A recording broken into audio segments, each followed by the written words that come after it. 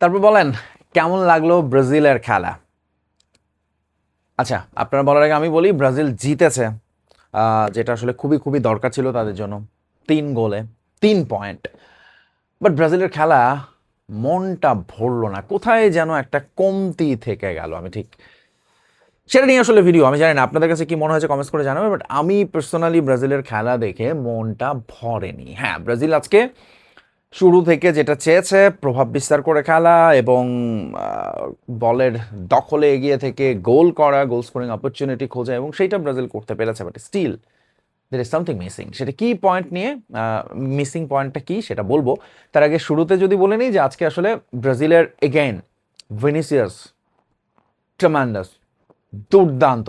মানে তিনি একাই আসলে পুরো 3টা গোলেই কিন্তু আসলে তার মানে তিনি যুক্ত আছেন 3টা গোলের সঙ্গে। প্রথম গোলটা তো ভেরি লাকি যে কোনার নামে যাচ্ছে, but that credit goes to Vinicius, then the keeper, then their defender, হাইতিস ডিফেন্ডার, অ্যান্ড কোনা ওখানে just right time at the right place, যেটা আসলে স্ট্রাইকারের কাজ, এবং কোনিয়া সেটা করতে পেরেছেন। সেকেন্ড গোল ওয়াজ কোনিয়ার দারুণ ফিনিশ ছিল, but once again Vinicius was the মানে মাস্টার এই গোলটার পেছনেও। আচ্ছা, বাট এই যে ধরুন দুটো গোল, জোড়া গোল করলেন কোনিয়া, এবং সেটা আসলে কার্লো আনচেলত্তির প্রথম ম্যাচের ডিসিশনটাকে যে ভুল ছিল সেটাকে প্রমাণ করছে। ইগোর থিয়াগোকে তিনি নামিয়েছিলেন যদিও, বাট তার জায়গাটায় আজকে আর ইগোরের নামা হয়নি। কিন্তু মজার ব্যাপার হচ্ছে এই ম্যাচে যেটা সবচেয়ে চোখে পড়বে আপনার ফার্স্ট গোলের পরে, who was the first one to celebrate and to congratulate কোনিয়া? That was ইগোর।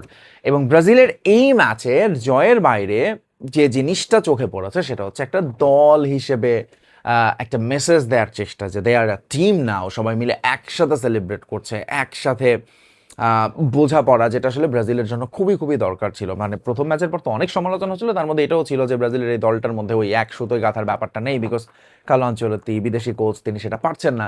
বাট আজকের ম্যাচে পুরোপুরি আমরা দেখলাম যেটা ব্রাজিল একটা দল হিসেবে সব ভাগাভাগি করেছে, এবং তাদের ওই স্পেশাল মুভ, যে সাধারণত ব্রাজিল তো সাম্বা ডান্স দিয়ে অভ্যস্ত, আমরা সেটা দেখে অভ্যস্ত, কিন্তু আজকে তার একটা নতুন মুভ দেখিয়েছে, স্পেশালি লিড বাই কোনিয়া, এবং তারপর আসলে সেখানে বাকিরাও যোগ দিয়েছেন। So wonderful. আর হচ্ছে ভিনিসিয়াসের পরের গোলটা, এগেইন এগেইন ভিনিসিয়াস আসলে একটা গোল তো তিনি ডিজার্ভই করেন, তিনি পান, এবং ব্রাজিলের জার্সিতে তিনি যে আসলে এই মুহূর্তে দলের সবচেয়ে বড় পারফর্মার, সুপারস্টার, সেটা ভিনিসিয়াস আরেকবার প্রমাণ করলেন।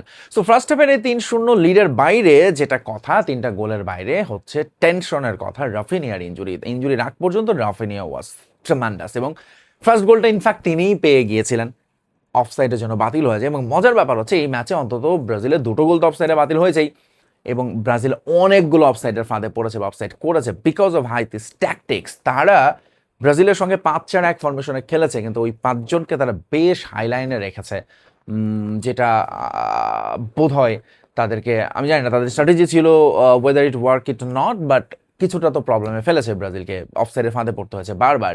সো ওই উপরে থাকার কারণে ব্রাজিলের ধরুন বারবার, ইনফ্যাক্ট এনরিকো শেষ দিকে এসে অফসাইডের ফাঁদে পড়েছেন। সো এর বাইরে ফার্স্ট হাফে শুধু রাফিনিয়ার ইঞ্জুরিটা খানিকটা টেনশন, কিন্তু এছাড়া আসলে সেকেন্ড হাফে ব্রাজিলের ওই গোল স্কোরিং আর খুঁজে পাওয়া গেল না। রাফিনিয়া উঠে যাওয়ার কারণেই কিনা জানি না, ভিনিসিয়াসের ম্যাজিকও ইম্প্যাক্টও কমে গেল মাঠে। কুনিয়া যতক্ষণ ছিলেন খুব একটা আর কার্যকর হতে পারেননি ব্রাজিলের মাঝমাঠ। এই ম্যাচে মরক্কোর ম্যাচে একটু বেটার পারফর্ম করেছে, ক্যাসেমিরোকে নিয়ে এত সমালোচনা অন্তত আজকে হবে না। ডিফেন্সও ওয়াজ ওকে, এবং সেখানেও তিনি একটা চেঞ্জ এনেছিলেন, দানিলোকে শুরু করেছেন, I think that was another good decision. এবং ফার্স্ট ম্যাচে আরেকটা ব্ল্যান্ডার করেছিলেন কার্লো আনচেলত্তি, রজার ইভানেসকে রাইট ব্যাকে খেলানো, এবং সেই সিদ্ধান্তটাও যে ভুল ছিল সেটাও এই ম্যাচে তার বদলি দিয়ে প্রমাণ করেছে। সাবস্টিটিউট আজকে তিনি খুব ভালো কাজ করেছেন, এনরিককে ব্যবহার করেছেন, রায়ানকে নামিয়েছেন, ইয়াং, যেটা মনে হচ্ছে করা হচ্ছে ব্রাজিলের ইয়াংস্টার বা টিনেজার বা নেক্সট জেনারেশনদের মধ্যে আসলে রায়ান, এনরিক তারা আছেন, এবং একই সাথে তিনি মার্টিনেলিকেও দেখে নিয়েছেন, উইচ ওয়াজ ইম্পর্ট্যান্ট। কারণ এই ব্রাজিল যদি বিশ্বকাপে ভালো কিছু করতে চায় তাহলে আসলে ব্রাজিলকে সেটা ফরওয়ার্ড লাইনকেই করতে হবে, কারণ সবাইকে দেখে নেওয়াটা জরুরি। ব্রাজিলের ডিফেন্স মিডফিল্ডের চেয়ে ব্রাজিলের ধরুন ফরওয়ার্ড অনেক বেশি আমি বলবো যে বেটার পারফর্ম করছে এখন পর্যন্ত, প্রলিফিক আছে তারা, সবাই খুব ভালো পারফর্ম করে এসেছে বিশ্বকাপে।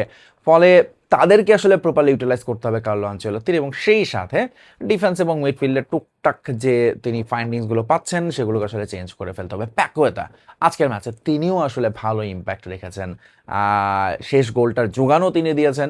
ফলে এইটাও আরেকটা রিলিফ হবে কার্লো আনচেলত্তির জন্য, কারণ ওই পজিশনটা ইজ ভেরি ভেরি ইম্পর্টেন্ট। প্যাকুয়েতা যেখানে খেলছেন সেইটাও তিনি আজকে ঠিকঠাক মতো ক্লিক করে গিয়েছেন। সো এই হচ্ছে পুরোপুরি ব্রাজিল ম্যাচের। আছে কেন তারপরও মনটা ভরলো না?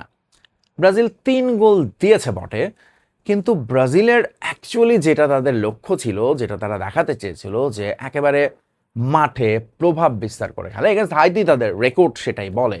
আরও বড় ব্যবধানের জয়ের জন্যই শুধু না, খেলাতে মানে বেশ কয়েকবার হাইতি ভালো ট্রাবলে ফেলেছে ব্রাজিলকে, এবং হাইতির এই হাইলাইন ট্যাকটিক্সের কাছে ব্রাজিল বারবার মার খেয়ে গেছে। এবং একই সাথে হাইতি শেষ দিকে তো একটা গোলও পেয়ে যেতে পারতো, ভেরি আনলাকি। তাদের ওই যেভাবে ক্লিয়ার করেছেন ওখানে অ্যালিসন বেকারের পরে তাদের ডিফেন্ডার একেবারে গোল পোস্ট থেকে, সো লাকি যে তারা গোলটা হজম করতে হয়নি। তবে ব্রাজিলের এই মুহূর্তে এই 3-0 গোলের ব্যবধানটা, জয়টা খুব খুব দরকার ছিল।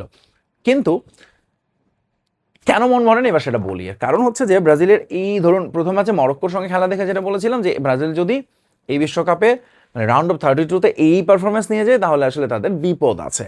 রাউন্ড অফ 32-তে যাওয়া নিয়ে কোনো সংশয় নাই ব্রাজিলের। হাইতির সঙ্গে খেলেছে, এরপরে স্কটল্যান্ডের সঙ্গে খেলবে, সেখানেও তারা ফেভারিট থাকবে। কিন্তু আজকের ম্যাচের পর মনে হচ্ছে ব্রাজিলের এই খেলা নিয়েও যদি রাউন্ড অফ 32-তে যায় against tougher opponent, there will be problem. হাইতির ডিফেন্সটা হয়তো বা একটু ইজি হয়েছে তাদের জন্য ব্রেক করা। হাইতির অ্যাটাক ফিনিশিংয়ে দুর্বলতা ছিল, মাঝ মাঠেও তারা খানিকটা বল দখলে পিছিয়ে ছিল অনেকটাই। এই গ্যাপগুলো যখন ব্রাজিলের সঙ্গে, তার মানে আর একটু বেটার অপোনেন্ট। হাইতির আমরা র্যাঙ্কিং সবাই জানি, লেটস সে টপ 20-র কোনো দল, বা ইনফ্যাক্ট এশিয়ান বড় দলগুলো এখন টাফ টাইম দিতে পারবে এই ব্রাজিলকে।